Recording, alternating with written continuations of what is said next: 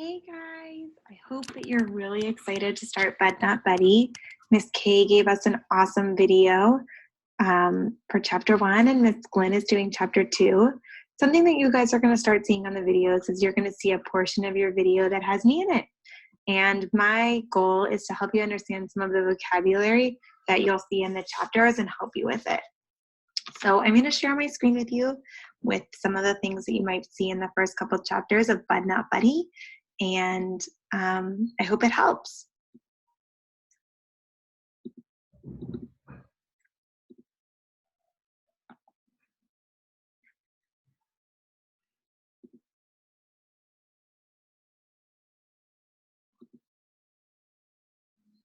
Okay, great.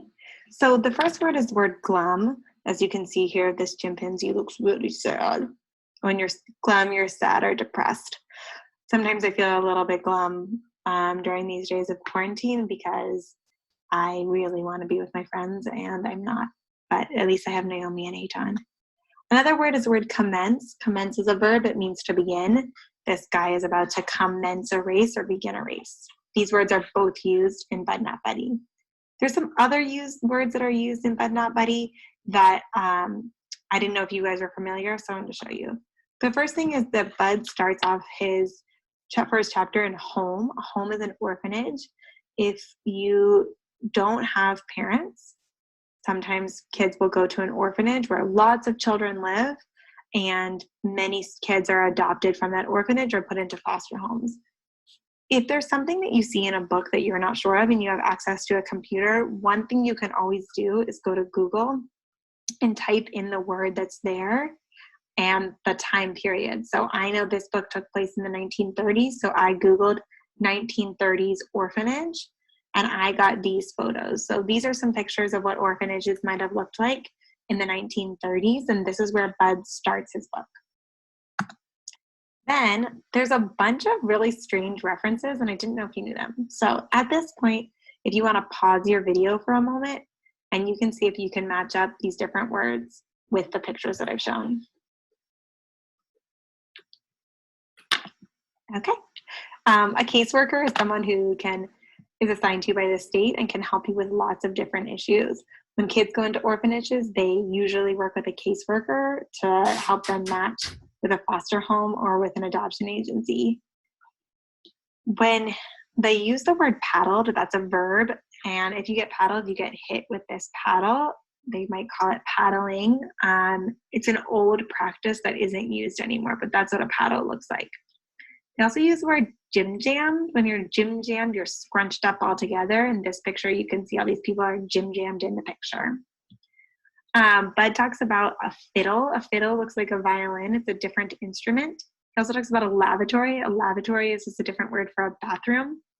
And Tycoon Dorenda is a brand of pencils. So when he talks in chapter 2 about the Tycoon Dorenda, he's talking about a pencil. I have one more treat for you guys to end out our session that I think that you're going to really enjoy.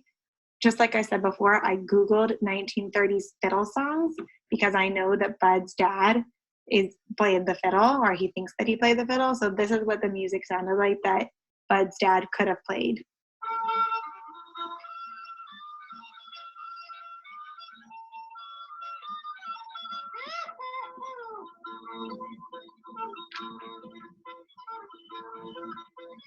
Okay, enjoy.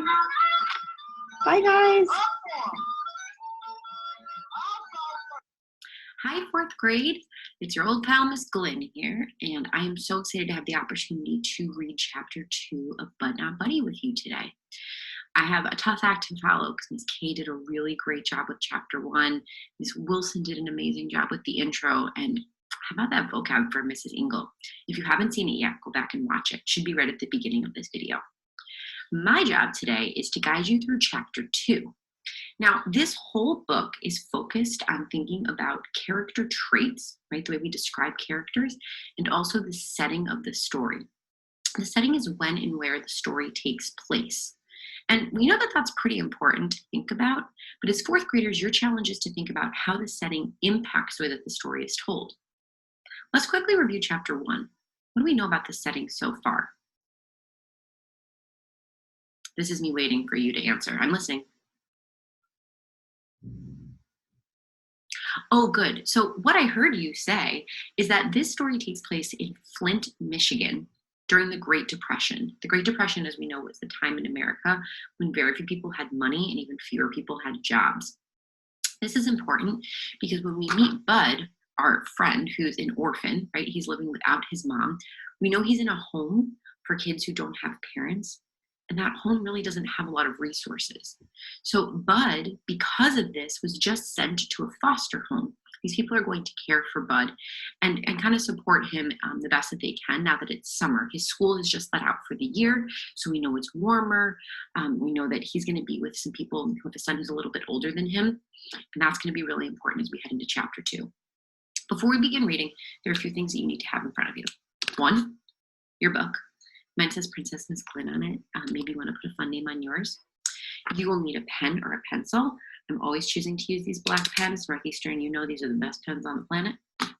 And you'll also need that character map that you started when you were reading chapter 1 with Miss K. I have a fresh one. I like to have a new one for every chapter. But if you started this on a piece of paper, on a Google Doc, or in the back of your book, you can just continue writing on it. I also would suggest having a bigger piece of paper than a Post-it note or something, since we're going to be meeting a lot of different characters in this chapter and you'll want room to write out everything. All right, so take a second, go get all those materials, and I'm going to get started with chapter 2.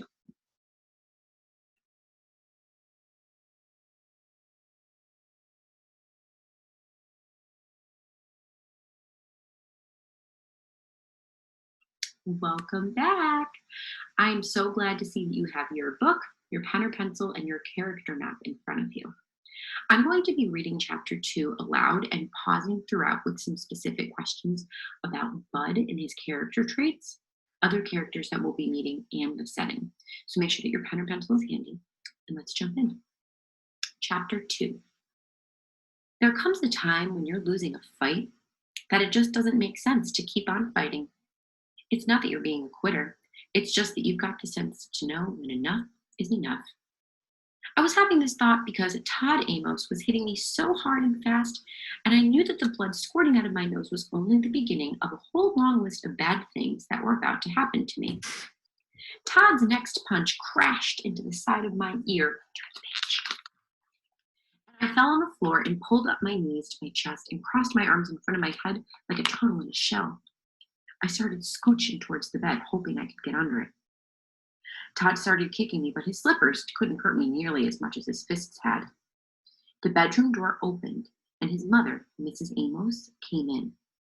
It seemed like she was having a hard time figuring out what was going on, because Todd's right leg got tired from kicking me, and he switched over to his left one while she watched. I'm gonna pause. We met a new character. His name is Todd. He and Bud have a unique relationship, as you can already tell. So I'm going to take my character map really quickly, and I'm going to write Bud and Todd as our new characters. Take a second right now to just jot down a few words to describe their relationship. I'll pause this and I'll come right back in a few.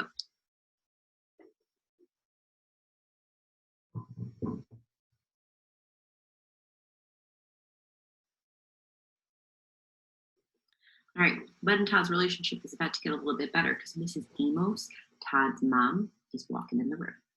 We're at the middle of page 10. Finally, Mrs. Amos said, kind of soft, "Toddy?" Todd looked up, fell on his knees, and put his hand on his throat.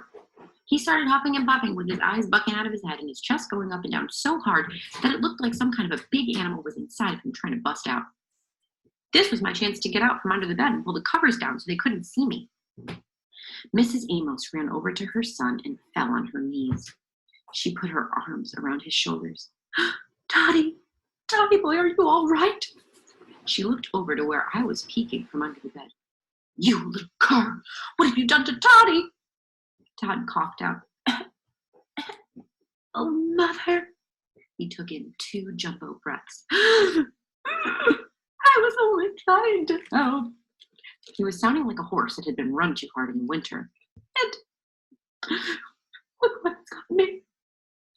Todd pointed his jaw, and Mrs. Amos and me could see a perfect print in the shape of a hand welted up on Todd's blubbery cheek. With one quick snatch, she had me from under the bed and out on the floor, lying next to Todd. "How dare you? This is how you choose to repay me? Not only have you struck him, you have provoked his asthma." Todd said, "Just tried to waken him to make sure he got to the lavatory, Mother. I was just crying out." He aimed his finger dead at me and said, "And look at him.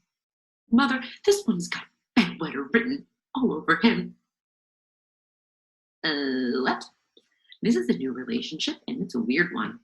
Please, on your character map, write Todd and Mrs. Amos.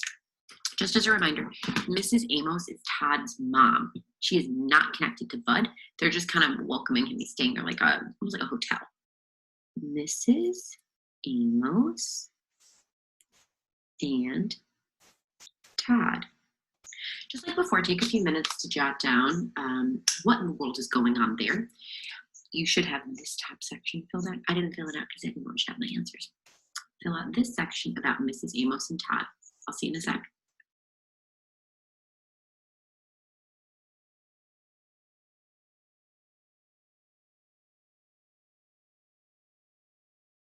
What an intense moment.